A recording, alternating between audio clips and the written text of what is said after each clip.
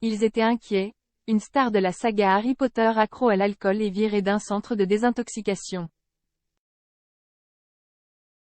Une star de Harry Potter, TF1 diffuse ce mardi soir le 5e opus de la saga, a dû se battre contre des problèmes d'addiction après cette aventure. Une période compliquée, sur laquelle elle revient dans un livre autobiographique. TF1 poursuit sa diffusion des films Harry Potter ce mardi 28 novembre 2023 à 21h10, avec le 5e opus de la saga intitulé L'Ordre du Phénix. L'occasion de s'intéresser non pas à l'acteur principal Daniel Radcliffe, mais à Tom Felton, l'interprète de Malfoy, le rival des Harry Potter, qui a lui aussi dû se battre contre une addiction à l'alcool. Je suis passé de ne pas être particulièrement intéressé à boire régulièrement quelques pintes par jour, avant même que le soleil ne se couche, à un verre de whisky pour accompagner chacun d'eux.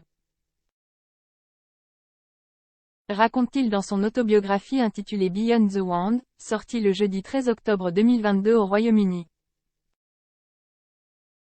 Si tout cesse empirer pour lui après les tournages des 8 films, sa descente aux enfers avait commencé avant même que la saga ne prenne fin. C'est arrivé à un point où ça ne me choquait pas de boire quand je travaillais. Je n'étais pas préparé, je n'étais pas le professionnel que je voulais être. Mais l'alcool n'était pas le problème, c'était un symptôme. Viré d'un centre de désintoxication. À ce moment-là Tom Felton a été conseillé. Jay écoutait Jade, Olivia, sa compagne de l'époque qui interprète le personnage d'Astoria Malfoy dans la saga, NDLR, et les autres.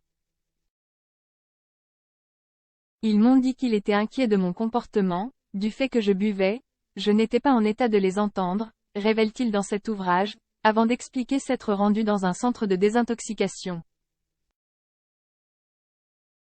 Il était alors sur le chemin de la guérison.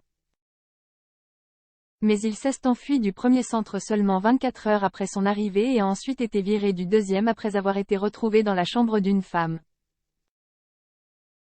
Heureusement, Tom Felton est parvenu depuis à sortir de cette impasse, notamment grâce au soutien de son ex Emma Watson, qui incarne Hermione dans la saga. Aujourd'hui, il assume totalement cette période de sa vie, tout comme nous connaissons tous une mauvaise santé physique à un moment donné de notre vie, nous connaissons tous également une mauvaise santé mentale. Il n'y a pas de honte à cela. Ce n'est pas un signe de faiblesse. Une belle philosophie.